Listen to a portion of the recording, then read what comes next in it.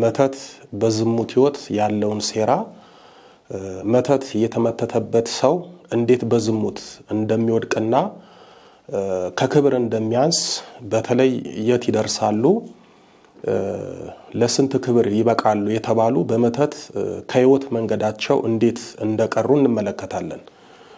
የቅዱሳን አምላክ ኃያሉ መድኃኔዓለም ሚስጥሩን ይግለጽልን።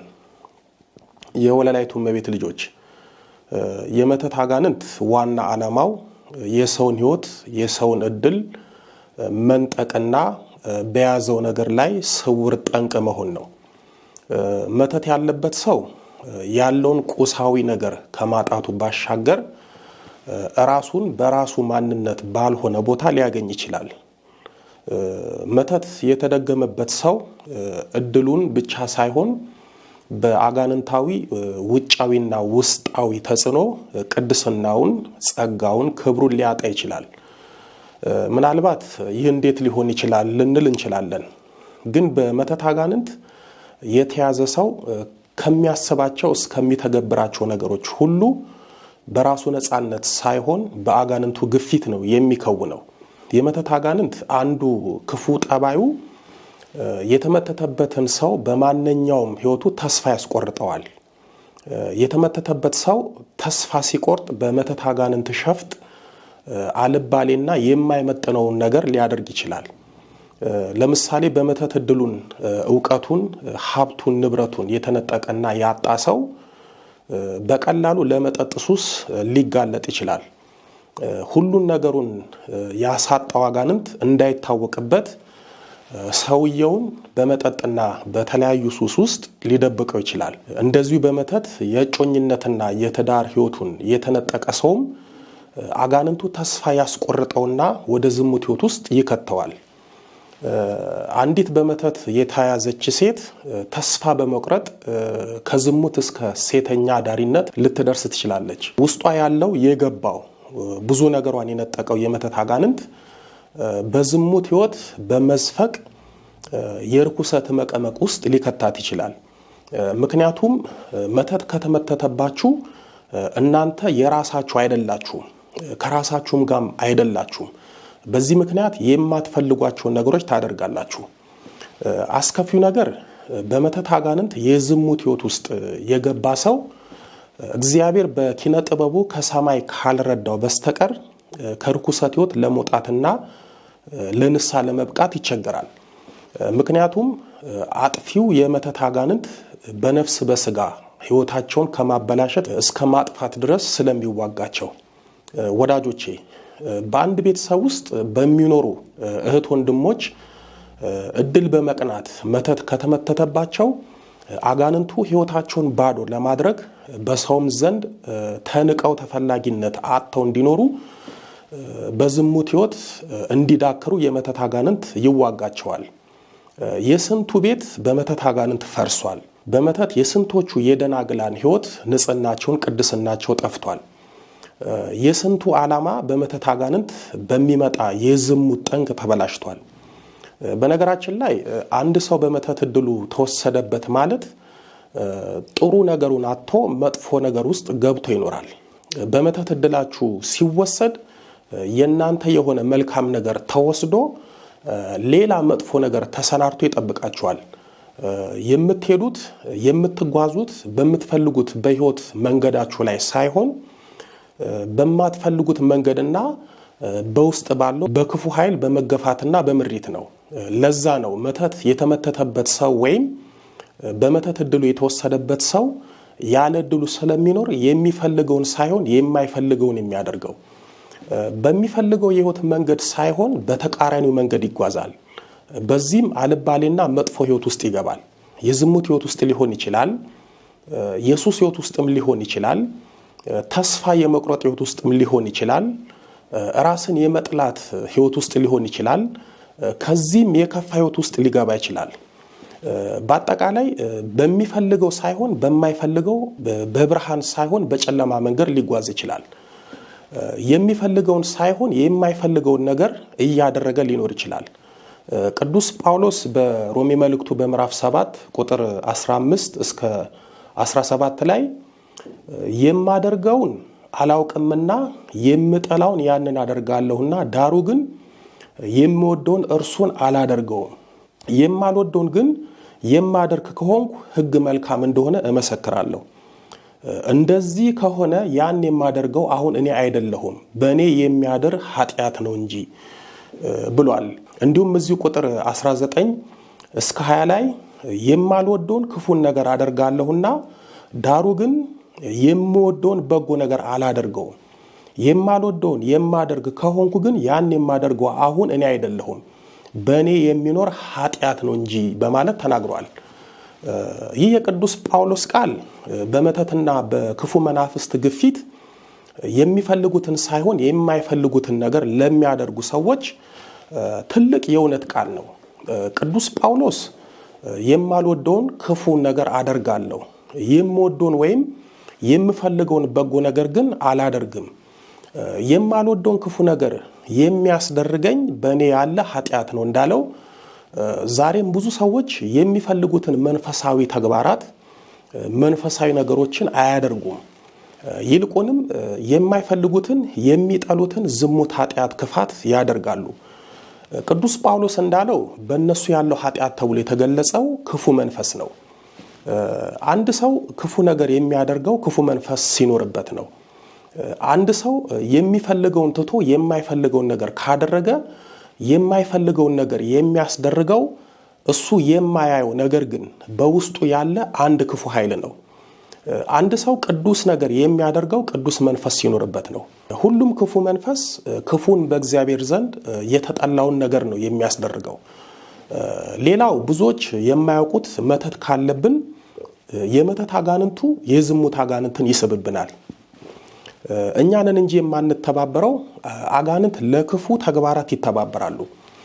የመተት አጋንንት አንድ ጊዜ የህይወት በራችንን ሰብሮ ከገባ ሌሎቹም ክፉ መናፍስት በቀላሉ ወደ ህይወታችን ይገባሉ። የቤቱ በር የተሰበረበት ሰው ሌባ ብቻ ሳይሆን ውሻውም ሌላውም እንደሚገባበት ሁሉ የመተት አጋንንት ወደ ህይወቱ የገባ ሰውም ቡዳውም አይነጥላውም ሌላውም ይገባበታል። ይህ የሚሆነው ቀድሞ የገባው መተት ያንን ሰው ለጥፋትና ለክፋት ለማዘጋጀት ሌሎቹን በተባባሪነት ያስገባቸዋል። ስለዚህ የመተት አጋንንት ወደ ህይወታችን ከገባ ሌሎችን ያስገባል።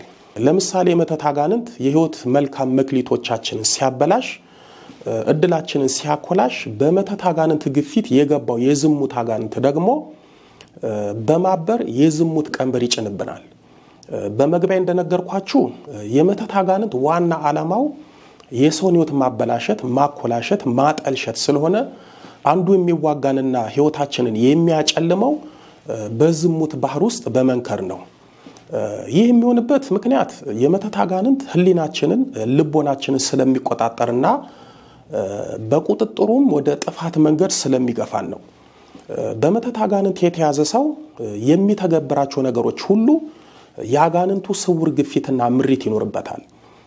ይህ ማለት በእርሱ ህሊና አጋንንቱ ያስባል፣ በሱ ልቦና አጋንንቱ ያቅዳል፣ በሱ እግር አጋንንቱ ወደ ጥፋት ይሄዳል፣ የሚፈልገውንም ያደርግበታል። ወይም ሰውየው የማይፈልገውን ነገር ግን አጋንንቱ የሚፈልገውን ኃጢአትና ክፋት ያሰራዋል። ያኔ በመተት አጋንንት የተተበተበው ሰው የሚያደርገውና የሚከውነው ነገር በሙሉ ራሱ ይመስለዋል እንጂ የመተት አጋንንት በሱ ላይ የበላይ በመሆን እንደሚጫወትበት፣ ህይወቱንም እንደሚያበላሽበት፣ ወደ ጥፋትና ወደ ኃጢአት መንገድ እንደሚመራው አያውቅም። ከዝሙት ጋር በተያያዘ መተት የተመተተበት ሰው በቀላሉ ለዝሙት እንደሚዳረግና በድንገት የዝሙት ህይወት ውስጥ እንዴት እንደሚገባ ልንገራችሁ። የመተት ትልቁ ክፋት ጠባዩ መዋረስ ነው። ይህ ማለት አንድ ሰው መተት ሲመተትበት አንደኛ የመተት አጋንንት ወደ ህይወቱ ይገባል። በዚህ ምክንያት የአጋንንቱን ክፉ ጠባይ ይዋረሳል። ሁለተኛ የመታቹን ጠባይ ይዋረሳል። ሶስተኛ ያስመታቹን ጠባይ ይዋረሳል። ስለዚህ መተት የተመተተበት ሰው በቀላሉ ከአጋንንቱ በተጨማሪ የመታቹንና ያስመታቹን ጠባይ ይዋረሳል። ለምሳሌ ያስመተተበት ሰውና የመተተበት ደፍተራ ሴሰኛ ዘማዊ ከሆነ መተት የተመተተባት ሴት ወይም መተት የተመተተበት ወንድ በቀላሉ በዝሙት ይወድቃሉ። ምክንያቱም መተት የተመተተበት ሰው የሚዋረሰው የሱንም ጠባይና እኩይ ተግባርም ጭምር ስለሆነ ለምሳሌ አንድ ሰው እሱ ላይ መተት ከመመተቱ በፊት ጫዋ ራሱንም ከዝሙት የጠበቀና ከዝሙት ያራቀ ሰው ከሆነ ድንገት መተቱ ሲመተትበት እሱም ያለ ፍላጎቱ በድንገት የዝሙት ፍላጎት ያድርበታል ከዛም በድንገት ዝሙት ይፈጽማል የመተተበት ሰው ጠጪ ሰካራም ከሆነ የተመተተበት ሰው ምንም መጠጥ ጠጥቶ የማያቅ ቢሆን እንኳን በድንገት የመጠጥና የሰካሪዎት ውስጥ ሊገባ ይችላል በጣም የሚገርማችሁ አጋንንትን ተዋርሰው ደፍተራ ሆነው መተት የሚመቱቱትና ለውቀት ብለው አብሾን አፍልሆን እጽዋቱን የሚወስዱ ሰዎች አብዛኞቹ ዘማዊና ሴሰኛ ናቸው ለክፉም ይሁን ለበጎ ብለው የተዋረሱት አጋንንት ዘማዊ ነው የሚያደርጋቸው ምክንያቱም የተዋረሱት ቅዱስ መንፈስ ሳይሆን እርኩስ መንፈስ ነውና የረከሰውን ስራ ያሰራቸዋል ይሄ ብቻ አይደለም በተለይ ለውቀት ለአብነት ተብለው ዕውቀት ጥበብ እንዲገለጥላቸው የሚጠቀሟቸው እጽ ዘማ ያደርጋቸዋል ይሄ የሚሆነው በእጽዋቶቹ ጠባይ ነው እጽዋቶቹን ሲጠቀሟቸው አንዳንዱን ስጋይ ስሜታቸውን ይገድላል አብዛኞቹን ግን ለፍትወት ለዝሙት ይዳርጋቸዋል ለምሳሌ እጸ ማዛ እጸ ልባዊት እጸ ፋርስና ስማቸውን ለመጥራት የሚያሳፍሩ ሌሎችም እጽዋቶች አሉ እነዚህን እጾች ለውቀት ለጥበብ ይያሉ የሚጠቀሙ ሰዎች በእጾቹ ጠባይ ወይም የእጾቹ ጠባይ ዘማዊ ሴሰኛ ያደርጓቸዋል የሚገርመው ደግሞ የሚጠቀሟቸው ሰዎች እጾቹ ዘማዊና ሴሰኛ እንደሚያደርጓቸው እያወቁ ግን ለውቀትና ለጥበብ ብለው በስጋቸውና በነፍሳቸው ላይ ፈርደው እጾቹን ይጠቀማሉ አሁንም ከዚሁ ከዝሙት ጋር በተያዘ የመተት አጋንንት የዝሙት አጋንንት ሆኖ ይገባል የመተት አጋንንት እከሌን እከሊትን አዘሙታቸው ተብሎ ይላካል እንዲህ የሚሆነው ለምሳሌ በጣም የተዋደዱትን ባለትዳሮች የሚቀኑባቸው ቤተሰቦች ወይም ጓደኛ በትዳራቸው በመቅናት ትዳራቸውን ለማፋታት በደፍተራ የዝሙት አጋንንት ይልኩባቸዋል ያ የተላከው መተት ትዳራቸውን በዝሙት እንዲበጠብጥ ያደርጋቸዋል ልብ ካላችሁ አንዳንድ ባለትዳሮች በተለይ ባሎች ምን የመሰለች ሚስት ያለቻቸው ከቤት ሰራተኛቸው ጋራ ይዘሙታሉ ሴቶቹም ከዘበኞቻቸው ጋር ይዘሙታሉ ይሄ የሚሆነው ባል ወይ የዝሙት አጋንንት አለበት አሊያም ትዳሩን እንዲፈታ የሚላክበት በመተት የገባ የዝሙት አጋንንት አለበት ሚስትም እንደዛው አንዳንዶቹ ደግሞ በራሳቸው በስጋ ፍላጎታቸው ከሰራተኛ ከዘበኛና ከሌሎችም ሰዎች ጋራ ዝሙት ይፈጽማሉ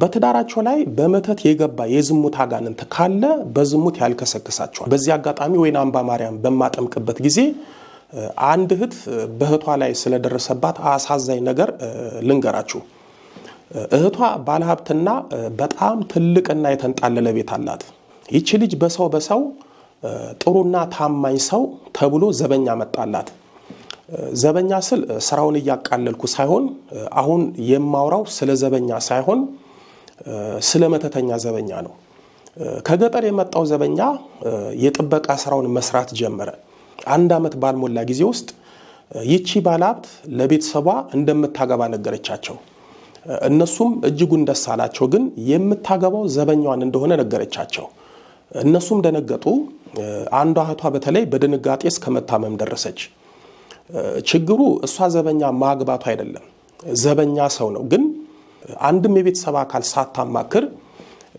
ዘበኛዋም አንድ አመት እንኳን በዘበኝነት ሳይቆይ እሱን ለማግባት የተጣደፈችበት ሂደት በጣም ፈታኝ ነበር እሷም ማንንም አልሰማም ብላ ዘበኛዋን ድል ባለ ሰርግ አገባችው ከዚህ በኋላ ነው የሷ ፈተና የሚጀምረው የቀድሞ ዘበኛዋ ያሁኑ ባሏ በጥቂት ጊዜ ውስጥ እሷን ከቤተሰቦቿ ጋር አራራቃት ቤተሰቦቿንም እንዳታገኝ ያደረጋት ከዛም ቀስ በቀስ ያላትን ሀብት ንብረትና ቤት በስሙ አዞረ እሷንም ሀብቷንም ተቆጣጠረ በመጨረሻም እሷ አእምሮን ታመመች የአእምሮ መድኃኒት እየዋጠች የቤት ውስጥ እስረኛ ሆነች ይህንን ችግር ያወቁት ቤተሰቦቿ ወይና አምባ ማርያም ይያለው ባሏን እንዳጠምቃት ሲጠይቁት ቀሲስ ሄኖጋ ሄዳ ጸበል አትጠመቅም የትም አትሄድም ብሎ ያደረገባት ሚስጥር እንዳይወጣ ከለከላት የቀድሞ ዘበኛ ያሁኑ ባለቤቷ ከዘበኝነት ወደ ባልነት የተቀየረው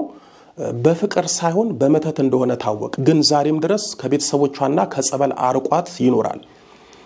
ይህ ሰው ዘበኛ ሆኖ ገብቶ ሀብት ንብረቷን አይቶ መተት አስመተተባት፣ ሀብት ንብረቷንም ወሰደባት፣ እሷንም በሽተኛ አደረጋት፣ ህይወቷንም አበላሸባት። ዛሬ እሷ ላይ በመተት የገባው አጋንንት ያሰቃያታል። ባል የተባለውም ያሰቃያታል። ቤተሰቦቿ ደግሞ እሷ ላይ በሆነው ነገር ይሰቃያሉ። የወለላይቱ እመቤት ልጆች መተት የማትፈልጉትና የማታስቡት ህይወት ውስጥ ይከታችኋል። የማትፈልጉት ህይወት ውስጥ መክተት ብቻ ሳይሆን የማትወጡበት ህይወት ውስጥም ይከታችኋል። የትላንት ዘበኛዋ የዛሬ ባሏ ግን እሷን በገዛ ቤቷ አስሯት በሷ ላይ ሌላ ሴት ይዞ ከሌላ ሴት ወልዶ ገንዘቧን እየበተነ ህይወቷንም እያመነመነ ይኖራል። እንደነገርኳችሁ መተት ሌላው ክፉና ገጽታው የራሳችሁን ማንነት አታችሁ የሰውን ማንነት ተዋርሳችሁ የማትፈልጉትና የነዛን ሰዎች ግብር መፈጸማችሁ ነው። የሚሆነው በዛ ክፉ መንፈስ ቁጥጥር ውስጥ ስትወድቁ ነው። በምቀኝነት በመተት አጋንንት የትዳር ዕድሏን የተነጠቀች ሴት አጋንንቱ መልካም የሆነውን የትዳር ሕይወቷን ስለነጠቃት በቀላሉ ለዝሙት ሕይወት ይዳርጋታል። የትዳር ዕድሉን በመተት የተነጠቀ ወንድ ለሱስና ለዝሙት ሕይወት ይዳረጋል። እዚህ ላይ ልብ ልትሉት የሚገባው በመተት የገባው አጋንንቱ የጨለማው ዓለም ገዢ ስለሆነ ሰዎችን የሚከታቸው የጨለማ ሕይወት ውስጥ ነው። ዝሙት፣ ሱስ፣ መጠጥ የጨለማ ሕይወት ነው።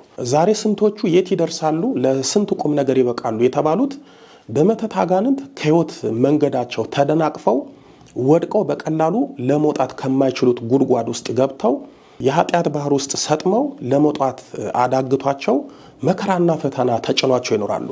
የመተት አጋንንት ሌላው ክፋቱና ሴራው ሚስጥሩ እንዳይጋለጥ፣ ተንኮሉ እንዳይፍረጠረጥ የተመተተባቸው ሰዎች ቤተክርስቲያን ጸበልና ሀብተ ፈውስ የተሰጣቸው አባቶች ጋራ ድርሻ ያደርጋቸውም።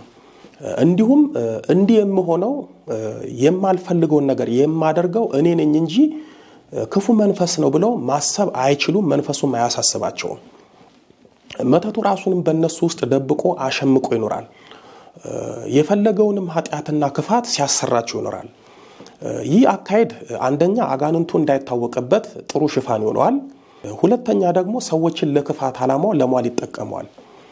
በተለያየ ነገራቸው መተት የተመተተባቸው ሰዎች አጋንንቱ ወደ ጥፋትና ወደ ኃጢአት ጎዳና እየገፋ ቅድስናቸውን እያጠፋ በቁማቸው ከሚኖሩት በታች ከሚሞቱት በላይ ሊያደርጋቸውና ለከፋ የዝሙት ሕይወት ሊዳርጋቸው ይችላል። ስለዚህ በሕይወታችን ሳንፈልጋቸው የምናደርጋቸውና የሚሆኑብን ነገሮችን ቆም ብለን እናጤናቸው።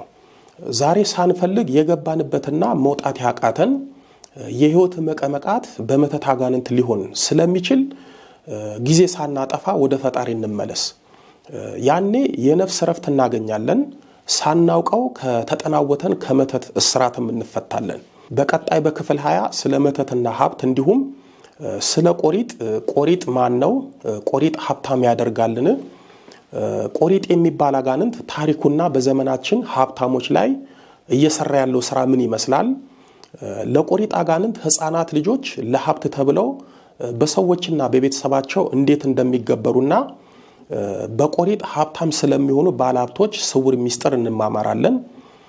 ህዝብ እውቀት ከማጣት የተነሳ ጠፍቷል። ትንቢተ ሆሴዕ ምዕራፍ 4 ቁጥር 6 ከትውልዱ ማን አስተዋለ? ትንቢተ ኢሳይያስ ምዕራፍ 53 ቁጥር 8 ፈረስ ለጦርነት ቀን ይዘጋጃል፣ ድል ግን ከእግዚአብሔር ዘንድ ነው። መጽሐፈ ምሳሌ ምዕራፍ 21 ቁጥር 31 ያስተማረን የመከረን የአባቶቻችን አምላክ ልዑለ ባሕሪ ቅዱስ መድኃኔ ዓለም ኢየሱስ ክርስቶስ ክብር ምስጋና ይድረሰው። ድንግል ስንላት ጌታን ወልዳ የተገኘች፣ ጌታን የወለደች ስንላት ድንግል የሆነች፣ ስሟን ለመጥራት ከሰማይ ከምድር የከበደች መንበረ ፀሐይ መንበረ ሥላሴ ንግሥተ ሰማይ ወምድር የጌታችን የመድኃኒታችን የኢየሱስ ክርስቶስ እናት ወለላይቱ እመቤት ድንግል ማርያም ምስጋና ይድረሳት። አሜን። አዳም ወዴት ነህ ያልከኝ፣ በፍቅር ድምፅ ፈለከኝ። አልብሰኝ ነጩን ልብስ እወድሃለሁ ኢየሱስ፣ አከብረሃለሁ ክርስቶስ።